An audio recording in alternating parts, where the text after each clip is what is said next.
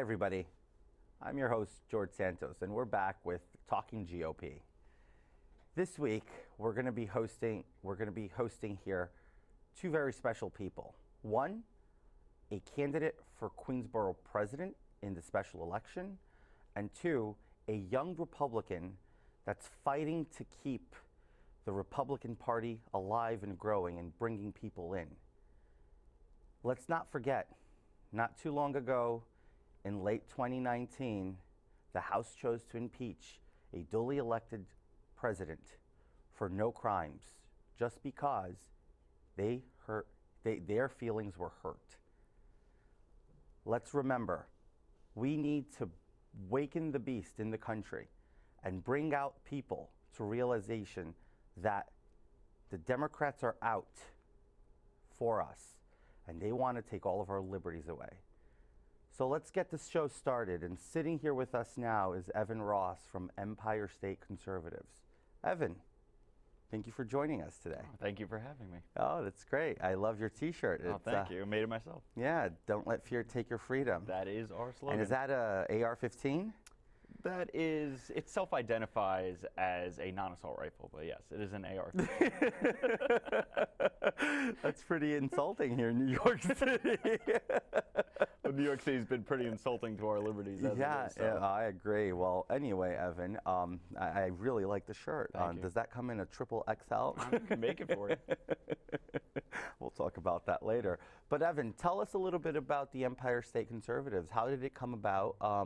And what's it about? All right, so right about just before the midterm elections last year, I got together with a few people and we were kind of looking at the state of New York and just like, what is really going on here? We have so many people here who are making so much money, who are doing so much for this country. We're getting taxed to death. You know, they're taking away our rights. And what can we do to help?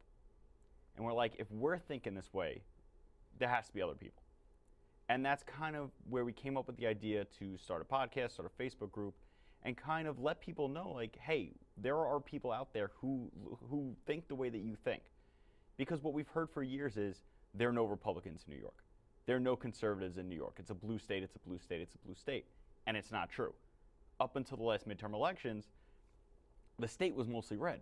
The state legislature was run by Republicans for decades. And then it switched. So we realize there's a lot of voter apathy, and we realize if you stand up and show people, hey, you have allies here, you can stand up and be heard, then they will stand up and they will go out, they will vote. So that was our goal, to kind of just take back the things that we've lost in this state, where we want to elect people who have real conservative values, who have real American values. It's about the Constitution. It's about personal liberty as opposed to the government being your parent. And that's really what we're trying to wake people up to. Right now, our biggest thing, it was free speech censorship, but we've been very heavily censored on most social media. So that's still there. But right now, we're working more to kind of move in terms of the Second Amendment. As you see in Virginia, they're having constitutional sanctuaries for the Second Amendment. That's our next goal. Our next goal is to move to get that in New York so that we can take our personal liberties back. Because our rights are given to us not by the government, but by our Creator. As human beings, we have the right to defend ourselves and defend our property. And the government is not allowed to take that away, and that's exactly what they've done. Wow. And that's very powerful. Wow. So let's hypothetically go into this. So with the sanctuary of the Second Amendment, Virginia is pushing that, correct? Yes, so Virginia has had something like over 80 counties that have voted to become sanctuary counties. For gun rights. For the Second Amendment, right. Can you foresee that actually becoming a thing in a state like New York, California? California, I don't know, but New York, if we are able to mobilize enough people, and enough people stand up and say this is what we want, then it can happen. If you have a state like Virginia, which is all blue legislature now, it's completely blue. And most of their counties are now sanctuary counties for the Second Amendment. You have to go to the local government. You have to get them to stand up for your rights. That's their job. They are our elected officials. Their job is to represent us. It's not to protect the government. It's not to protect anyone but the people that they are elected to protect. And they swore an oath to uphold the Constitution of the United States. And they're not doing it right now. So we really do need to stand up and tell them, hey, this is what we want. This is how we're going to make it happen. Because if you look at Western New York, there's a company called 2AWNY, and they've been working to fight the SAFE Act in Western New York, which is Buffalo and all that area over there. And they've been Chris Collins' seat. Right. They've been very, very successful. They're actually the ones who were bringing up the Libertarian Party of Erie County versus, I think it's Andrew Cuomo, to combat the SAFE Act. I saw that too. So they're the ones that brought that up. So it can be done. But what we really need is we need people to stand up. We need people to call their representatives. But we also need assistance from law enforcement to say, hey, we're not going to enforce unconstitutional laws because we took the same oath. We took the oath to defend the Constitution. The Second Amendment to the Constitution says the right to bear arms shall not be infringed. So what are they doing if they're enforcing unconstitutional gun laws? They are violating their oath, and that's what we want to. We need their support in order to really make this happen. And that's an argument that's gone all the way to Washington. I mean, I've been speaking to congressional candidates such as myself throughout the campaign trail and also here on the show. And it's funny how they speak wildly on our oath to office. However, I just don't know if where they're being sworn in, because it's definitely not the same Constitution as we all have. It's actually borderline offensive to see the things that are said by Speaker of the House Nancy Pelosi or even Andrew Cuomo, the governor of New York State. Now, for the SAFE Act, I let you take that. Can you just, for the people at home, give them a quick synopsis of what the SAFE Act is and how bad does it impact our constitutional rights? Yeah, so the SAFE Act was designed to be this massive gun control bill that was going to clean up New York State and prevent mass shootings and all these other things. All these things which we don't have. I like to think it's because we're New Yorkers. If I have a problem with you, I'm not going to go shoot up the school. I'm going to go find you on the playground, and we're going to work it out with our fists. Absolutely. That's what we do here in New York. But it came as this whole thing like, we're going to make everyone safe. But it has had no impact on violent crime. All it has done is take away rights. And the bill doesn't even make any sense. So the bill is designed to prevent assault weapons from being in civilian hands. First off, that's a giant, red flag in terms of the Second Amendment, because the Second Amendment is designed so that you and I, if need be, could defend ourselves against a tyrannical government. That is the point of the Second Amendment. And we're almost there. Right. The founders had just finished We're almost there. beating up on the biggest empire in the world, and they understood that if the people are not armed, they can't protect their liberties. Because remember, our liberties are, again, not given to us by the government. They're given to us as human beings. Yes. And people always forget that. And you can see it just in terms of illegal immigration. You have these people come in. They get a hearing. They get a trial because they have the right to a trial. They are human beings, regardless of whether or not you're a U.S. citizen. You have rights because you're a human. So the SAFE Act, it has all these nonsense where you can't have an adjustable stock, you can't have a gun that weighs more than a certain amount because that makes it an assault weapon. If you have a semi-automatic shotgun, it can't hold more than 2 rounds at a time. It's a whole bunch of nonsense. It's all this stuff it's all buzzwords. So if you watch all these videos online of representatives saying ridiculous things about guns, and they'll ask them, what's a barrel shroud? And I don't know, I think it's the thing that goes up. That doesn't make any sense. What is she even talking about? And it's this is a ghost gun. It holds 3 30 magazine clips and can shoot 1,000 rounds in a second. It's what are you it's all nonsense. It's all emotional manipulation. It's designed to be one of those things where fear-mongering. It's traditional fear-mongering. Look what I did. I made you all safer. It's the same thing. If you look at our texting laws. Yeah. So the VTL, if you look into the VTL, there are 5 laws that govern texting while driving. You have use of an electronic device, you have, which covers all of them, and you have a separate one for texting. So you already have use of electronic device, which covers cell phones, GPSs, and everything else, but then you also have a one for texting. And if you ask almost any cop, unless you are sitting at the light like this, they can't tell if you're texting. So they're not going to write you for texting. They're going to write you for use of electronic device. So it's the same thing. I experienced that recently. Right. So you have useless politicians pushing through useless legislation that all it ends up doing is impacting our rights as people and doesn't actually do anything to make us safer. how did you guys come about? I mean, I know it was after the midterm election, and you just gave us why and whatnot. But what's the plan? What are we going to push forward going into 2020 when candidates like myself or many other congressional candidates, which you happen to just share with me, you live in my district, so that's one vote, ladies and gentlemen, I guaranteed here. What's going to be the message? You guys have somewhat about over 10,000 followers on Facebook, and that's with shadow banning. Yes. So that's impressive. Yes. Thank you. What's the plan moving forward for 2020? How are you going to help bring conservatism to the light for youth? There's a lot of people turning 18 next year. Even this year, we just had obviously every year. But what's going to be your message to that? Because you resonate with the younger crowd, as do I. And there's nothing wrong with that. But I'm curious to know what's the message. So the message is that the Democratic Party has left the American dream in the dust. The American dream used to be you come here, you work hard, you can build a family, you can build a life, and we're going to protect you. We're going to let you live your life. And the Democrats have moved to a point where it's not, we're going to let you live your life. It's, we're going to tell you how to live your life. And for us, that's completely unacceptable. The biggest thing that we need people to realize is that conservatism is not, it has many different facets to it. So people hear conservative and they think, oh, religious conservative. But that's just one facet of it.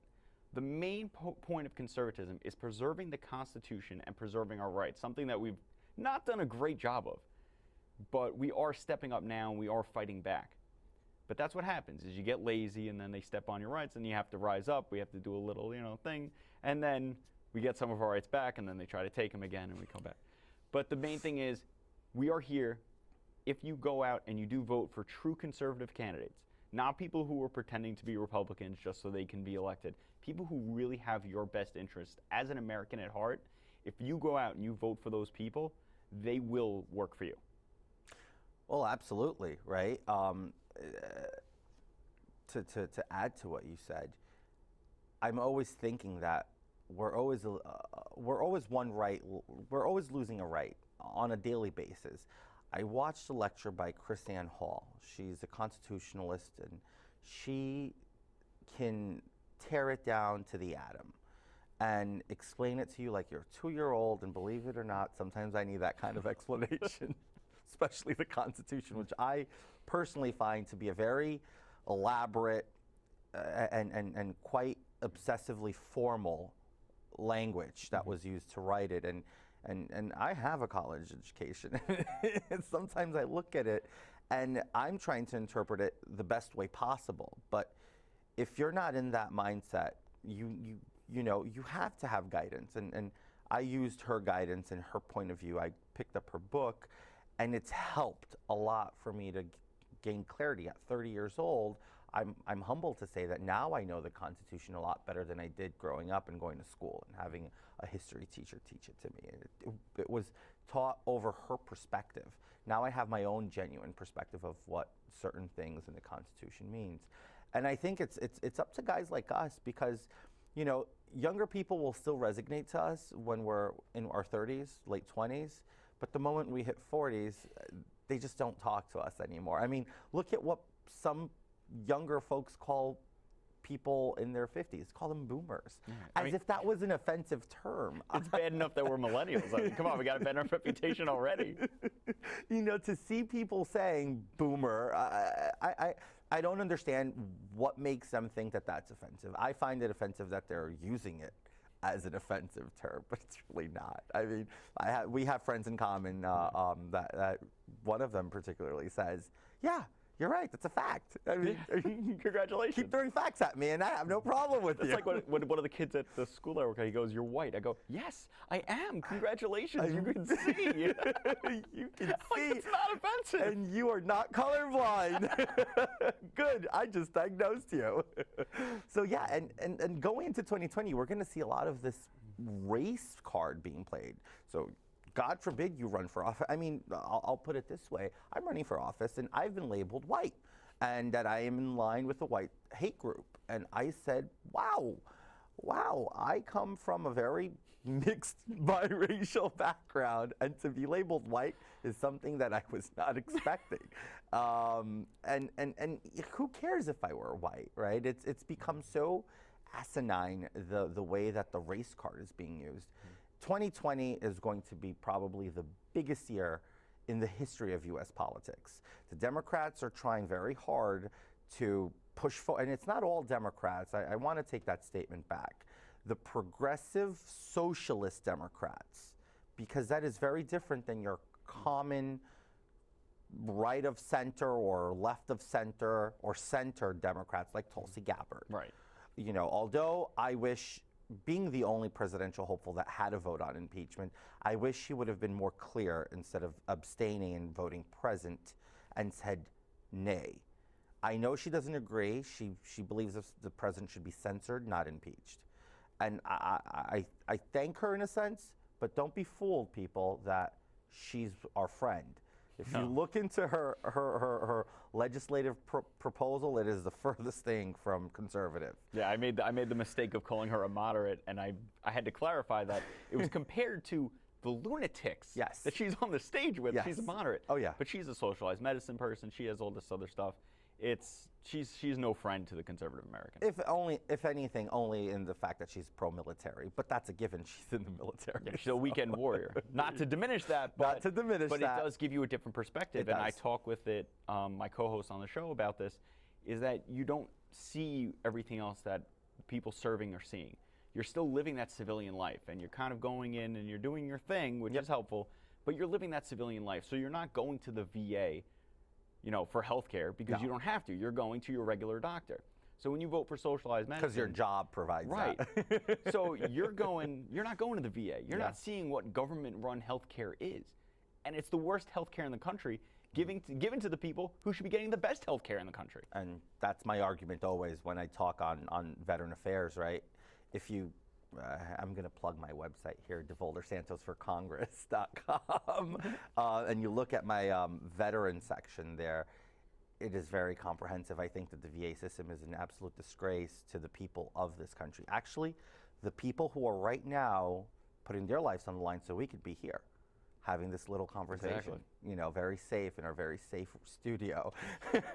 So it's very insulting to see that they come back and they get everything but a red carpet. I believe they should have a red carpet to healthcare, and I'm not saying this is entitlement, but I'm just saying it's earned. Yeah. I wasn't there. Right. If you spend 2 years of your life on the other side of the world, hunting down Americans' enemies, why do you deserve anything but gold star treatment when you come home? Yeah, I agree. I think you're absolutely right. And then when you have the governor giving free college education to illegal immigrants, but denying it to gold star families, people who have lost loved ones fighting for this country, it's disgraceful. It's disgusting. And everyone I talk to agrees, but they still won't break that chain of voting Democrat because they can't get it through their head that the Democrats are not the good guys. They are the big government. They are the ones who want to tell you how to live your life. They want to take your money, and they want to give it to people who aren't putting in their fair share. Why should we put in our fair share for people who aren't trying to contribute? Not only not trying to contribute, they not only do not contribute, but they take, and give very little back. I mean, we can go on and on with this on Democrats, but let's not give them enough broadcasting time. Let's talk about good stuff. Let's talk about the good people in life. So what really, were you always a Republican, Evan? No, so I wasn't really into politics. Really? No, not at all, actually. It's really hard to believe. Absolutely nothing. And I started when I went to SUNY Cortland for a year, and my first class that I walked into, this hippy dippy teacher walks in and she's like, "This class is on." Well, I can't do a German accent, so imagine I'm speaking in a very thick German accent. This class is about racism and prejudice, and the first thing you all need to understand is that white men are responsible for all issues that have happened in society. And I was sitting there like, what? Says the white woman. I was like, I didn't do anything. I'm like, your father probably murdered my family during the Holocaust. Like, what are you doing? I didn't do anything. Come on. And that was kind of like that first wake up. We are not a PC show. No PC here. That's a good point, though. Yeah. That was like my first kind of wake up like, wait, hold on. Is this who's supposed to be educating me? And it kind of, I had little wake ups throughout my, my early 20s where I'd see like, they'd be like, yeah, vote Democrat, they're going to give you a tax cut. And then they'd be like, well, taxes just went up again. It's like, well, why are we voting for these people? So did you vote Democrat? I didn't vote. A lot of times I didn't vote. But did you ever vote Democrat? Yeah, I voted Democrat. I'm a little ashamed of it. I didn't know any better. Most people who vote Democrat, I didn't know any better. What was your most notable vote for a Democrat for? Who was it for? Anything off the top of your mind? I voted for Schumer.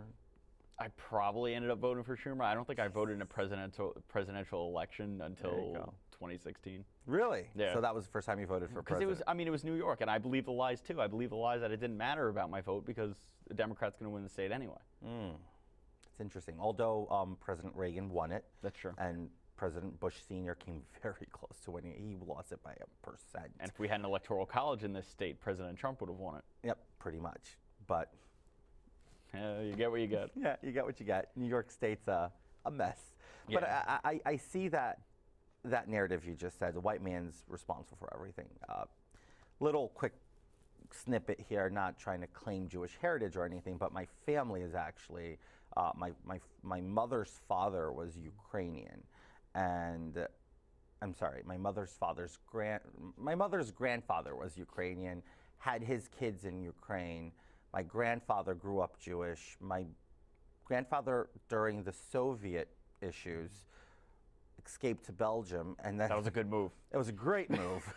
Met my grandmother, married, and crazy enough, the Nazis became a thing. Oh, of course. And that's when he said, "Oh my God, this is all over again." They converted to Catholicism, had their kids, raised them Catholic, and I'm Catholic, but that's pretty much little history of my family into Judaism, which I believe we're all Jewish at the end, because Jesus Christ is Jewish. And if you believe in Jesus, and we're all brothers in Christ, I mean, I don't want to get too religious here, but how does religion play into politics for you? So a big part of it didn't really until the socialists started taking charge of the Democratic Party. Because it reminds us of... It's exactly what Hitler did. Exactly. There you go. They flipped the script saying that Trump's Hitler. Right, but that's what they do. That's the Democratic playbook. It's, I did something, I'm going to point the finger at you. And that's straight out of the Soviet playbook. That's what you do. Whatever you've done wrong, you can point the finger now at someone else and blame them because you know exactly how it was done. So if I'm going to blame you for something that I did, I know every step that I took to do this, so I can blame you and just say that you did it. Yep, it's genius. You got to give it to them. To call President Trump a Nazi when he is the most pro-Israel president, pro-Jewish president we've ever had is insane. It is.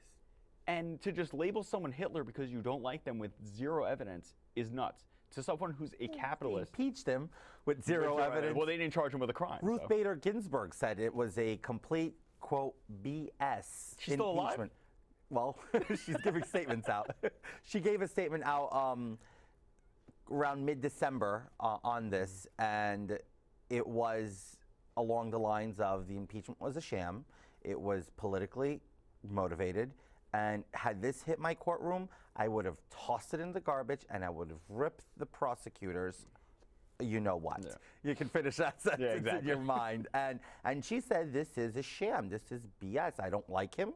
I don't agree to him, but he has done nothing impeachable, or at least the Democrats failed to produce evidence of that. So I think when you're getting probably the most liberal justice, second to, what's the justice's name?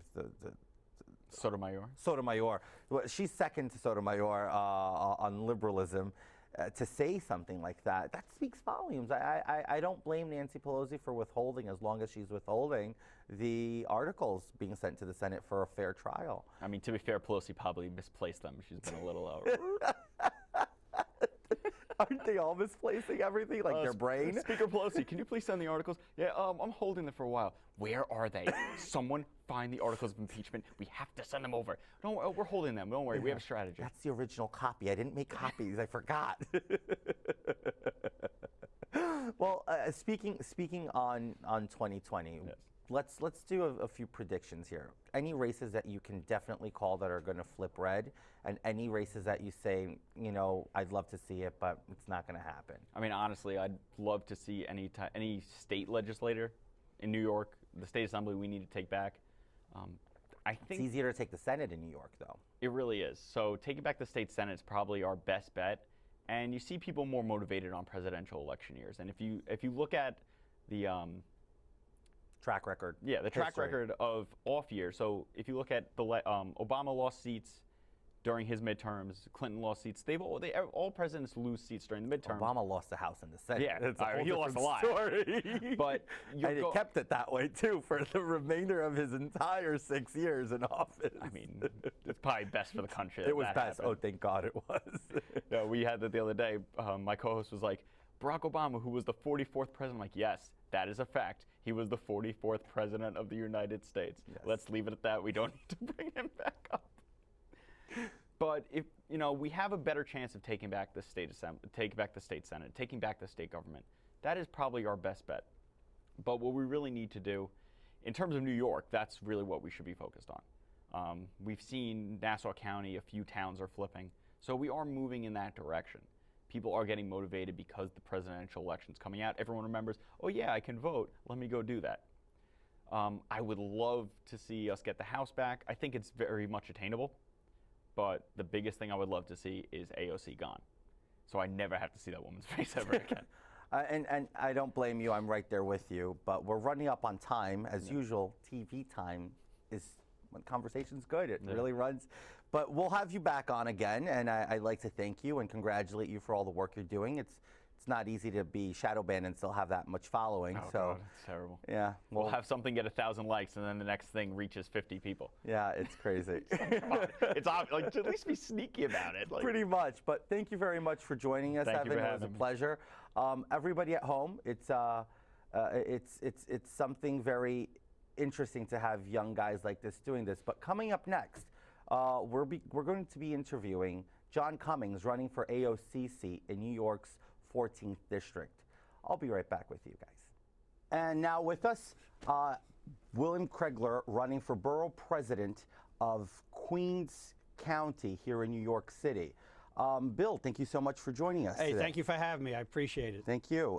So Bill, just to get everybody acquainted with who you are, let's hear a little bit about your background and what you've been up to these last 200 years you've been roaming Queens.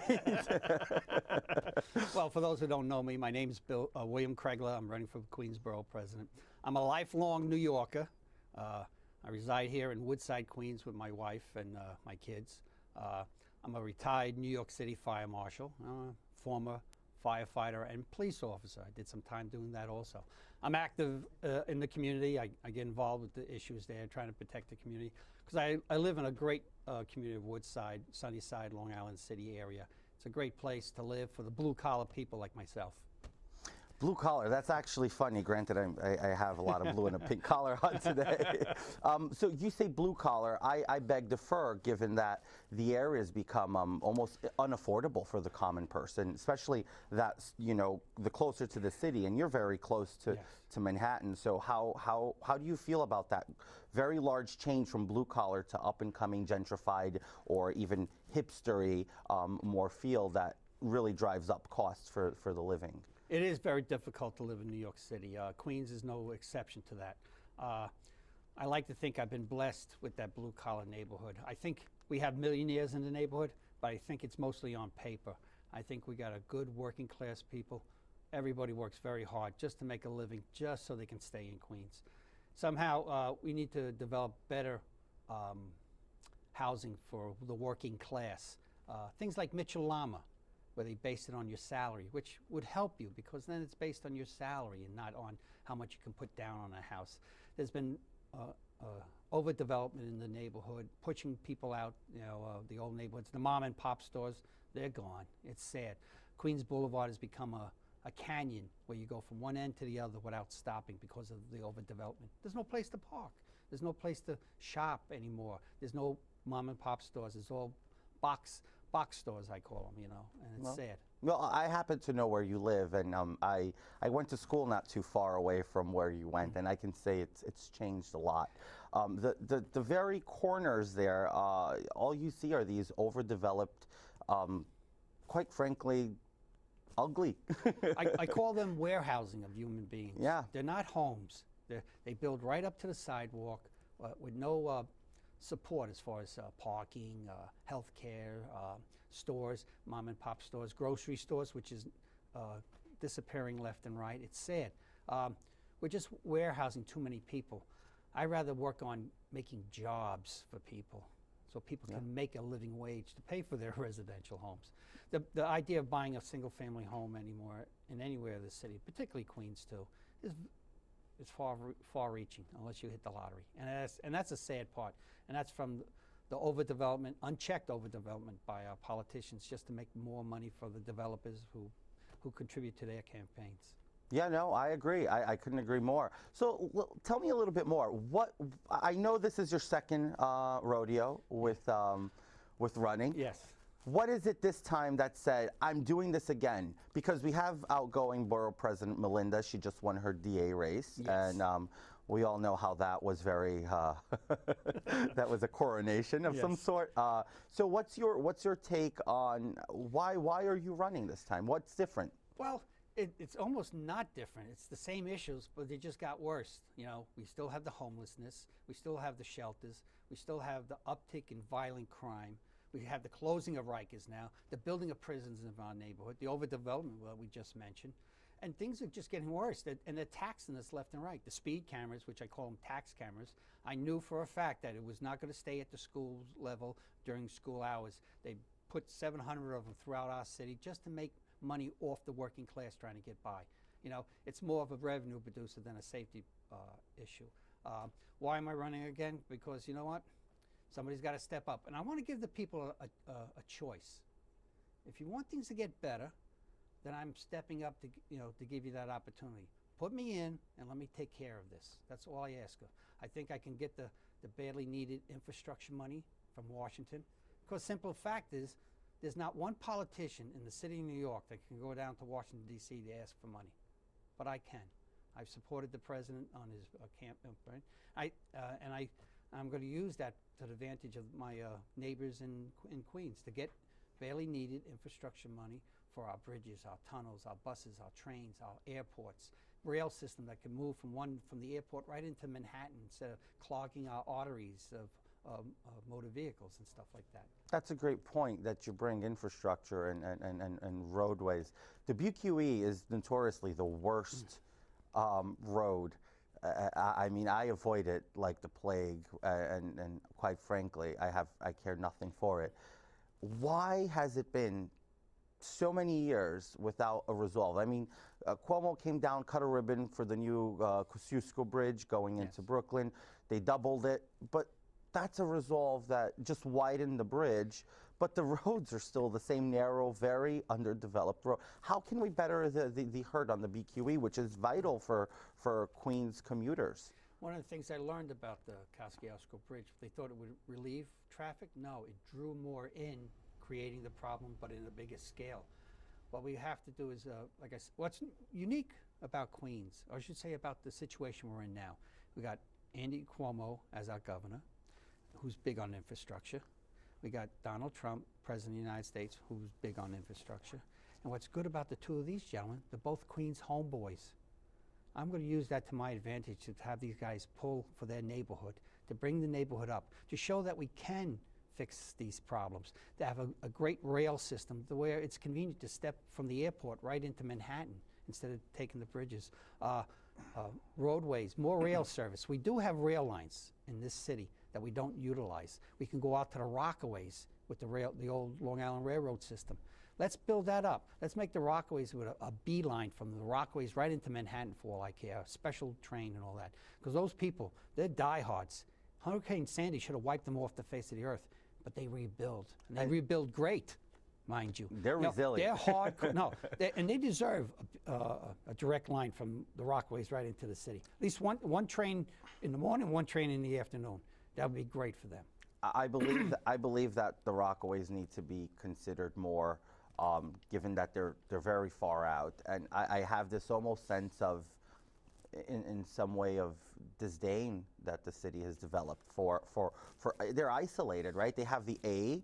It's not really good service. Right. It's not really consistent, and it stops. And they benefit from the ferry boat service, but that's weather sensitive in that aspect. And they should have every option afforded to them.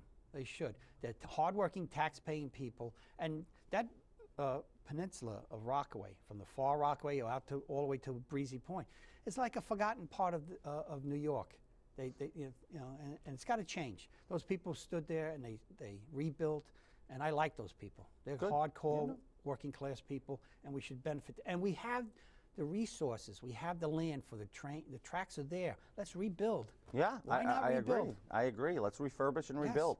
Now, I have a great question for you. You mentioned Andy Cuomo, the governor, Yes. who's now in his second term, and flaunting, another term. My question to you, Bill, is I can't run for governor right now. Let me just continue. Let me stick with this one first, and then I'll think about the governor. how would you bring the governor to the table to actually work with you at the very, very, as we like to call it, dot on the map that Queens is in midst of this enormous state that is New York State? Because he's shown very little care for the MTA, and as a result, as a commuter myself, I can guarantee you he hasn't done any good. Well, I want to be a point man for all. I'm not going to play politics. I've been a public servant my whole life. I plan on staying that way. Good. I know politics will rear its ugly head here and there, but I will try to focus those people that I need to work together for the benefit of my borough to get things done. It's as simple as that. I would tell the governor, like I would tell any elected official, what do you need from me? And I'll try to get it for you. That's the simple answer. What do you need from me? I will try to get it for you. No matter what party affiliation, no matter what you're thinking, as long as it benefits the people of Queens, positively benefit the people of Queens, I will work towards that. Simple as that. So let's talk about how are you going to do this? Because let's be realistic. Queens is the largest borough in New York City. And I tend to say this. And it's the best borough, by the way. Well, it's the best, but you can't come to New York by plane if you're not landing in Queens, right? Yeah. So it's as I call it. You can like Manhattan all you want. Brooklyn can be as hip as it is, but you really need Queens. Yes. So as a Queens native, lifelong Queens native, I always say, running a race countywide in Queens County must be very difficult because you go from people living in Astoria, Long Island City, live a completely different lifestyle of the people living in Northeast. Far Rockaway. Or not even that far, Northeast Queens, Whitestone, Bayside. Right. It's like day and night, right? So how do you propel and tailor-build a message that really fits for everybody in a borough where you're outnumbered 7-1 on the numbers and hasn't had a Republican hold the Queensborough president office in multiple decades? Well, let me go back now on my first campaign for borough president. I was asked late in the campaign. I had less than 6 months. I had no money, no matching funds, and I garnered 55,000 votes. Well, my opponent garnered 200,000. You say, wow, that's 4-1. That's terrible. Well, it's an 8-1 borough, as you say, from Democrat to Republican, and I cut that in half with less than 6 months to go. If I ran for mayor, I would have came in third, ahead of seasoned and well-funded politicians. And I got all my votes from one borough. So I know there's a large group of decent, hardworking, tax-paying, blue-collar people who may not like what's going on in their borough right now. And they're fed up. And they're going to vote for me. I really do feel they're going to vote for me. Oh. It's not me selling it. I think the issue sells itself. I'm just giving them the opportunity. You're a very likable guy, Bill. Don't worry. I'll put it this way to you. What really always comes upon me is how do we get the Republicans excited? Because if you look at the registrations, we're over 100,000 Republicans in the borough, and you only had half of them come out. Yeah. How do you get that other half? How do you awaken the beast? How do you get the Republican Party in Queens excited and the Republicans to say, I'm going to go out and vote because we have a shot? And I say that, let's win this one for us. This is an opportunity where we could actually win this due to this special election. And then like I say, give me the time to bring the money that we need for this borough. Just give me the opportunity, and I'll show it to you. It's as simple as that. I know every politician says that, every candidate runs for that, but I really do feel that I'm going to produce, or you can cut me loose at the next election. But I know you're going to come back and say, I did the right thing by voting for this guy. Well, it's look, as simple as that. Exciting the I want to know what we need to excite the 2/3 to 3/4 of the people that don't vote at all in these elections. That's the terrible part of it. Let's not just make it Republicans. How about the American people? If you don't vote, you don't count. You shouldn't complain. What I'm giving you now is an opportunity to make a change for the positive here. You have to get up off your chair and vote. It's as simple as that. You know the problems. I do not have to regurgitate these problems to you. You know they're bad. So give me a chance to fix it. That's all I asked of it. It's not just one group. It's 2/3 of our American population that's not voting. And that's the sad part of it. Yeah, no, you're right. You're absolutely right. And here's how I see it, and I'd like your opinion on this. Queens was once a borough who harvested and actually had senators, assemblymen, city councilmen elected to Republican office. Currently, we have one Republican elected, which is Councilman Eric Ulrich in Broad Channel in the Rockaways. And we also have a Wilson Pakula who was elected through our party line, which is Bob Holden. He's in the Middle Village. He's a councilman as well. I don't know if we can really count him as a Republican, but nonetheless, he was Wilson Pakula. And for those of you who don't know what a Wilson Pakula is when a candidate of an opposing party is endorsed by that opposing party. So in this case, City Councilman Robert Holden was a Democrat seeking office, and he was endorsed by the Republican Party, and that's how he got elected to office, through our line, in which is a controversial aspect, which is the seat that was occupied by Republicans until Liz Crowley got elected, and she lost her primary, and Bob Holden came in and swapped the general with the Republican nomination. So we have those two individuals. We've had candidates who were very vital and very winnable in the last cycle in 2018. And we have a couple of very strong contenders coming in for Congress. Yes. Myself.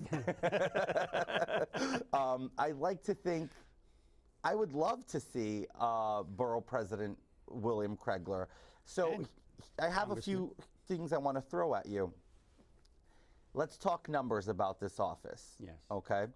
It's an office with not a lot of power, and I'm not saying that that's your fault or the outgoing borough president's fault, Melinda Katz. I'm saying it's an office that is pretty much a very low impact influencer. You're more so of I would say you are a large community leader, and you go to the table with the mayor to represent Queens. Now, would you consider, as a Republican and fiscally conservative as you stance yourself, would you consider reallocating the enormous $4.8 million budget for an office of very low impact into doing things that are bettering for the community, such as bettering our education in Queens? We have 3 of the most violent schools in all of New York City in our borough. How would you make a change with that, with reallocation of funds into things that really matter versus, you know, a very overspent office? Taking the last part first with schools. I sat 10 years on the local community educational council in my community, and we built more schools than any other school district in the city. So I know about education, about getting smaller classroom sizes for our teachers, give them the atmosphere to teach. That is so basic, and that's so necessary. As far as discipline, and I don't mean punishment, discipline in school, regimentation, uniformity, so kids can learn on the same level, get the same opportunities is there. It's a big subject. I don't know if I can put it into a small little segment like this, but that's where I have experience also in that. We'll have you back for more. Yes. Don't worry about that. But going back to the office of Borough President, yes, It's like a public advocate for the borough of Queens, and it's been used as an ambassadorship for the last 70 years, I'd say, in running it, where, well, I call them the grips and grins, the handshakes and the smiles at these little events, the, you know, charitable events, these little small things. But there's bigger issues, and which I've already mentioned. Yes. I am going to be the oversight monitor now. You know, like we do with precinct commanders with this ComStat program, where they sit you in front of a board and they look over your stats. I'm going to be the same way, looking at the community boards, looking at the precincts, and looking at the DA's office, which our current borough president is going to be occupying. I got to watch that, because it seems that she has a stance on taking care of the criminals over the safety of the victims, and that needs to be watched. There's no better person than me to keep an eye on that, to ensure the safety of the victims, because I can see that office going downhill real quick, just like this borough has done under her leadership. Well, that's a great point. I mean, with this very no prison bail reform going out at large, as we saw a couple of months back, Mayor de Blasio Yes. advocated for, and the assembly pushed for. I mean, that vote late last year on closing Rikers Island came at a surprise for all of us, right? So we're looking at now, there's no more, we're now in 2020, and there's no more Rikers Island.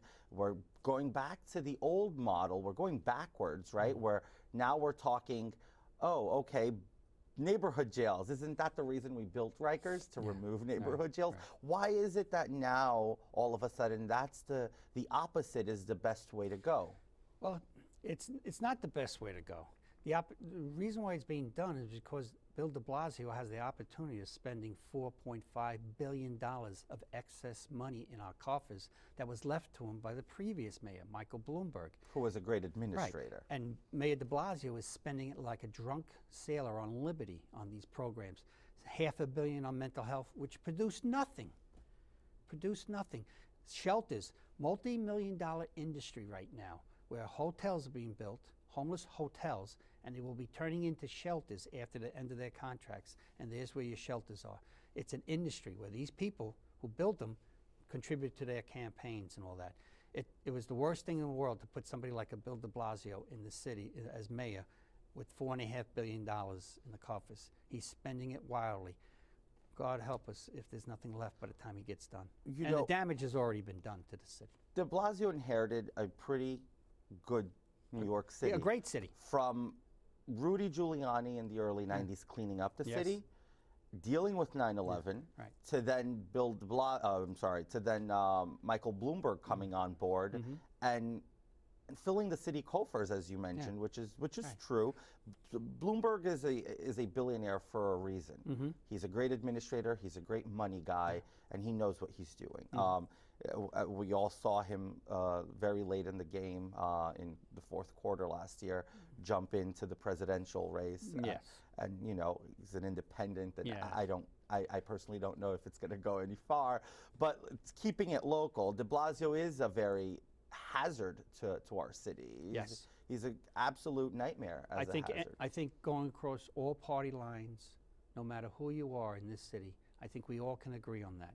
We can all agree that Bill de Blasio is not, and it still dawns upon me that he managed to get reelected over Assemblywoman Molly Atakis, which I'm still trying to take in. She was a victory. great candidate, but once again, 2/3 of the people didn't show up. Exactly. And low turnout has been our demise in Queens and yes. New York altogether. And you know what? I think if anything, I hope to impress upon people. Yeah. Is vote. It's as simple as that. Well, get door up knocking and season. vote. That's all I can tell. You know, just to get the people out there to vote, because this will not change for the better until you get involved. It's a simple. Democracy is not a spectator sport. You must practice it on a regular basis. It's as simple as that. It's just, you know. So we can expect to see a very aggressive, boots on the ground, hands-on campaign from you. I love traveling the borough. I tell you right now, I enjoy the last time around. I see you in Rockaway in meetings on once a month. I've been all over, and it's great to talk to people, even people that want to question me that may not be a great question. I talk to them. I said, no. I hope my questions are good. No, your question's good. But I think after I've done speaking with people, I think they understand that I have the right intentions and I have the ability. And that's most important. I have the ability to change these things. I really do. And unlike the other people running for this office, they're opportunists. They're interlopers. They're looking to increase their government paychecks. Me, I'm going to bring things back to where it was. Better for us all. Better for us all. I strongly believe Queens is very possible. It's a great borough, and we're going to show it here. It's the best borough. Yeah, I know. You have a sitting president from the borough. I know. And I'm good. I have to impress that upon people. Let's please use this opportunity to our advantage. So, no matter what you think about everything, pull that all aside and give a person an opportunity to use that to our advantage. That's all I. Give me the 18 months left in this term. Let me prove it to you. It's as simple as that. And it's great because it's as simple as that. Because I got to do good. Because you'll vote me out you'll vote me out when the election. And the Democrats will have that very difficult thing, which is the power of the incumbency. Right. A lot of people don't realize that, but it's really hard to vote. But you got to still produce. You have to produce. And I can. Things are so bad now that anything I can do will be a positive. And that's a sad thing. I don't have to put much effort, but we know the direction to go in. Everyone knows the direction. We don't want homeless people on the streets. We don't want our trains to be break down. We don't want our infrastructure to break down. We don't want, we don't want these problems in front of us like this. We can correct them, but they have to be strong-willed people to correct them. First of all, get up and vote. I hate to keep saying that.